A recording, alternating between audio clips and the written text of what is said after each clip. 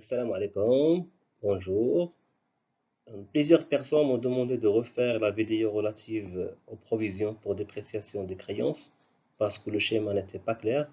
Donc je vais le refaire dans cette vidéo. Donc nous avons dit que le client ici, on va partir de l'état d'un client qui est normal vers un client, donc de l'année n vers l'année n plus 1. Donc un client normal durant l'année n, il peut devenir il peut rester dans l'année n plus 1 comme étant normal, donc rien à faire. Comme il peut devenir douteux litigieux, comme il peut devenir insolvable. Donc un client qui va rester normal, on ne va rien comptabiliser. Un client qui est normal dans l'année n et il devient douteux ou litigieux, on doit premièrement le reclasser et deuxièmement, on va enregistrer la dotation. Donc le reclasser par le débit du compte 3424, c'est client douteux ou litigieux, et le crédit du compte 3421, client tout court. La dotation, c'est le compte 6196, c'est la dotation en provision pour dépréciation de l'actif circulant. Et on va créditer le compte 3942, provision pour dépréciation des clients et comptes rattachés. Pour la partie, le client qui est normal durant l'année N, il devient insolvable. C'est une perte qui est à enregistrer. C'est une perte qui est non courante, charge non courante. C'est pourquoi on parle de débit du compte 6585. C'est le montant de la perte hors taxe, la TVA, facturée bien sûr, et 3421, le compte client. Donc ici, nous avons un client qui est normal, il devient insolvable directement. Donc c'est pourquoi on parle d'une charge non courante. C'est 6585. Créance devenue irrecouvrable.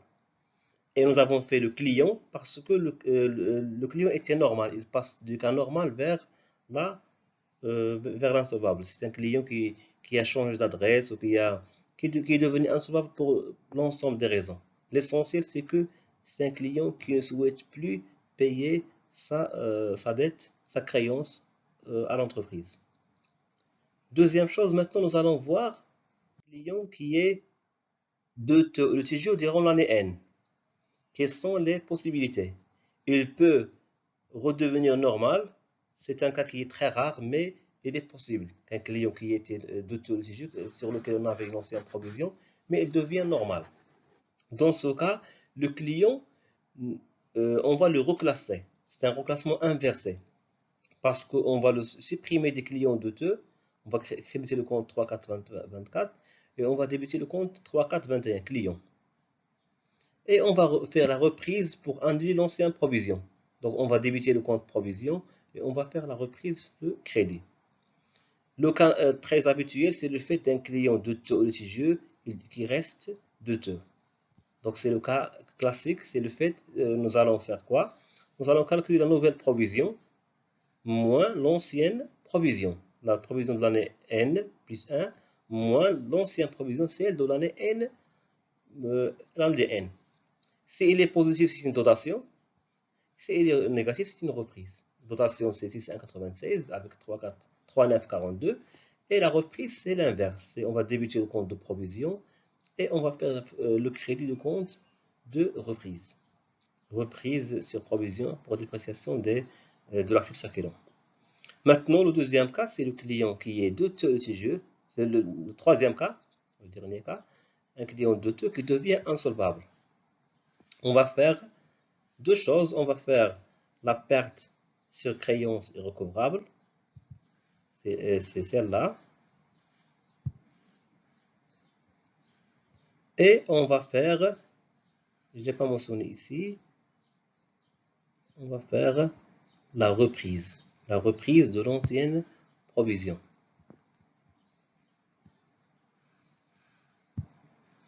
Donc on va écrire ici reprise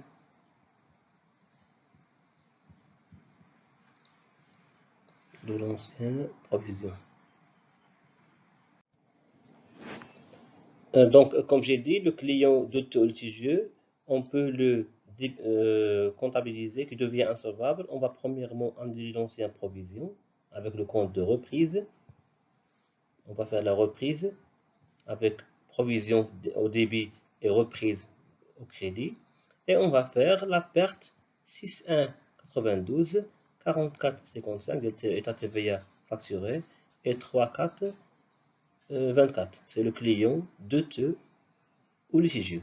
C'est la principale, ce sont les principales écritures relatives aux différentes possibilités que peut traverser un client. Donc, sur ce, je vous remercie. Si vous avez des questions, n'hésitez pas à les envoyer sur les commentaires ou sur Classroom pour pouvoir me permettre d'interagir avec vous. Et à la prochaine.